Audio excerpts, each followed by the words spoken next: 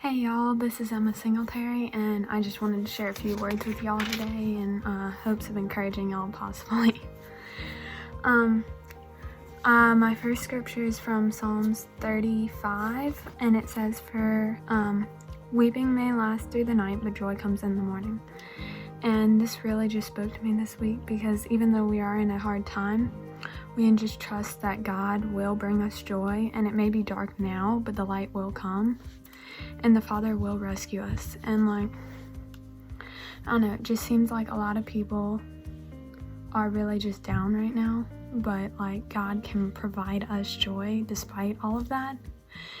And that was just really cool to me, because I'm not always the most joyful person, but when God speaks to you, I don't know, it just brings some type of joy towards me personally. And I just hope He can bring y'all joy through this time, despite all the darkness that is surrounding us in our world and all the death surrounding us in our world. And my second verse is from Psalms 31, 4-5, and it says, "Pull me from the trap my enemies set for me, for I find protection in you alone. I entrust my spirit into your hands. Rescue me, Lord, for you are a faithful God."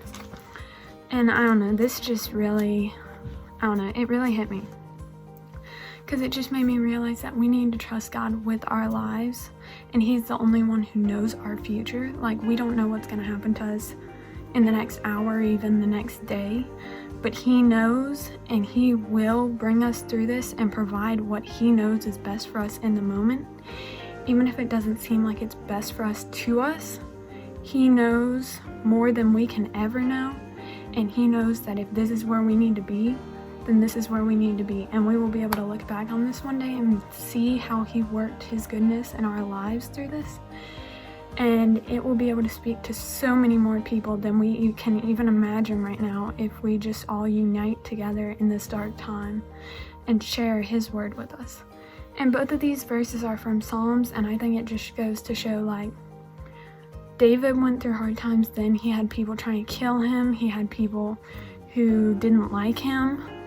But despite all of that, he just worshiped God. And even though he didn't know God's motives or why God was putting him in that situation, he knew that God knew what was best for him, and he trusted God with his life and with his faith.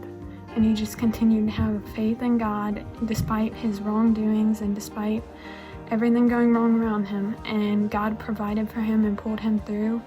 And he just has thanksgivings, but also him crying out to the Lord through all this. And I just think that needs to be a reflection of how we as Christians are in this time.